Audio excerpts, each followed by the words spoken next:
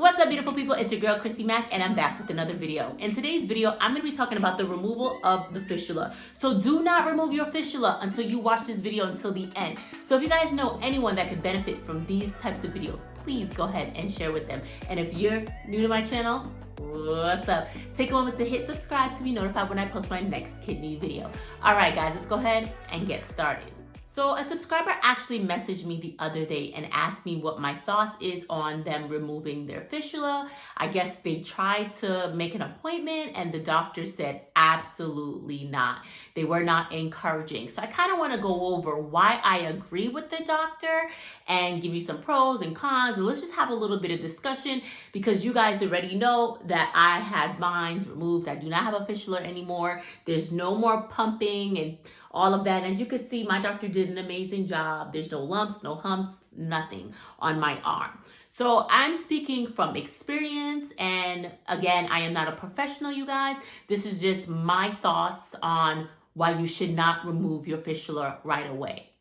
So the first thing is your doctor is going to say no. If you literally just had a kidney transplant and you want to remove it right away, I would tell you no just as well, because there's so much things that can happen. You don't know and you're rushing to take. I get it, right? You're excited. You just got a new kidney. You probably had disfiguration on your arm just like I did in the past. And you want your arm to look like this, right? Because you want to get back your confidence. But there's a couple of reasons why you just shouldn't, guys. And again, I got mine's done. Let me put that out there. A year after I got my kidney transplant from my brother. I did not get this right away. I had time to think about it, to process it, to pray on it, because this is a major, major procedure in the fact that if you go back on dialysis, you no longer have an access point. You no longer have an access, right? And so you have to think about that. You have to figure out, is that the right decision for you? Just because I did it doesn't mean it's right for you. You have to remember that everybody's medical situation is different. How you received your kidney was different. All of this plays a factor. And we also have to take in consideration, your medical background. What problems did you have before having the transplant? What was the reason that you got on the transplant? So all of that plays a factor. Now, I think a discussion needs to happen with your doctor and the vein specialist or whoever you're going to upkeep your fistula. Because if this is a decision that you want to do, it takes time, it takes planning, it takes just making sure, it's the right decision for you, right? And so like I was saying, I got my kidney from my brother. So that was a plus in its own because they said it was, genetics. It was a good match. He's my biological brother. So that's a good sign that the kidney would last a little bit longer. Not saying that because you get a kidney from a family member that it's automatically gonna last. That's not what I'm saying by any means. What I'm saying is these are things that I had a discussion with my doctor about in deciding if this was the right thing or not. So one, my brother and I were a great match. That was off bat, right? And then how I lost my kidney. I lost my kidney due to my lupus.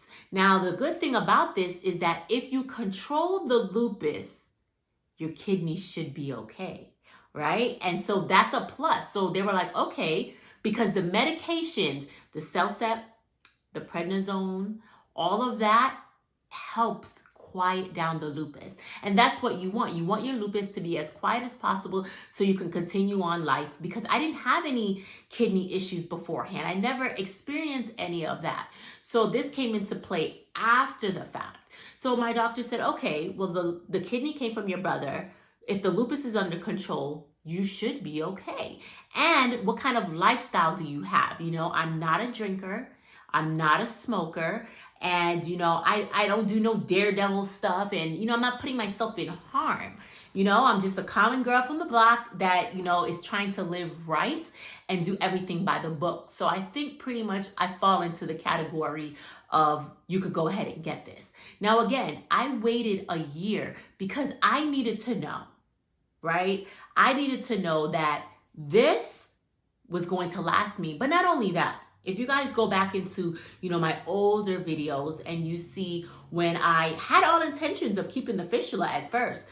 But it kept giving me problems, right? I was having a lot of issues with mine. And I just felt like, one, cost. Every time you have to, get this ballooned, you got to get it open, because mine's just naturally just narrowed and it got really small, and you could feel that pain as the blood just rushes through.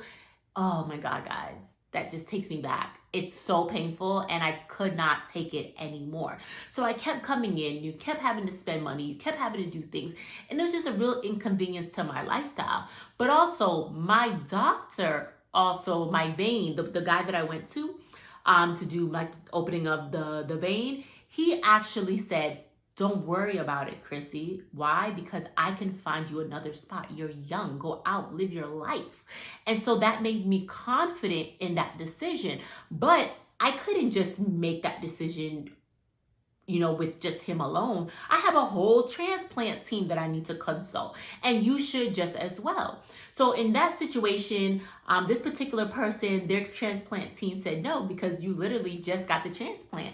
So I think this is a discussion that you need to just ask them, maybe at your 1 year mark, to see where you're at. Because you want to make sure that you give it enough time to see if there's any rejections. You guys, as crazy as it sounds, right? Just because you get a kidney transplant doesn't mean that everything just happens perfectly. Everything just goes back to normal. Some people have a sleepy kidney. It takes them a while to wake up. Some people, go into instant rejection. Some people last a couple of months and go into rejection. We hear all these stories. If you guys are any of the Facebook groups for kidneys, or just on, blogs and things, you hear so many stories, right? I know somebody who had lupus, and he's, got the kidney transplant. He's been going strong for years. And then guess what? Ended right back up on dialysis. So you just never know what the situation. So you want to give yourself time to make sure that, you don't have any rejections, and you at least have this good. Because once you pass the 1 year mark, I feel like you're a little bit safer. And I say that because when you are taking like Prograf and you're taking all of these medications, they're constantly testing. For those of you, raise your hand. Obviously you can't raise your hand. Comment below. If you're taking Prograf and if your doctor is constantly testing your levels, there's a reason for that. They're constantly testing your levels because they don't want you to go into rejection.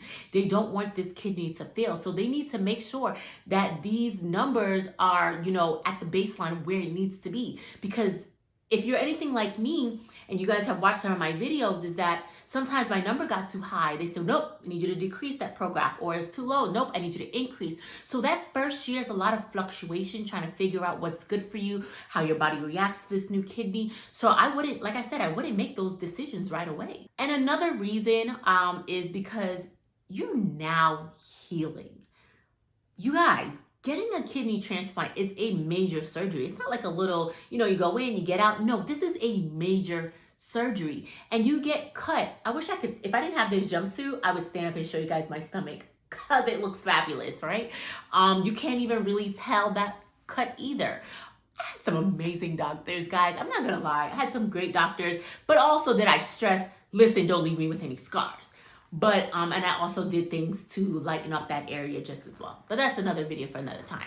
But what I was saying is that you need to heal.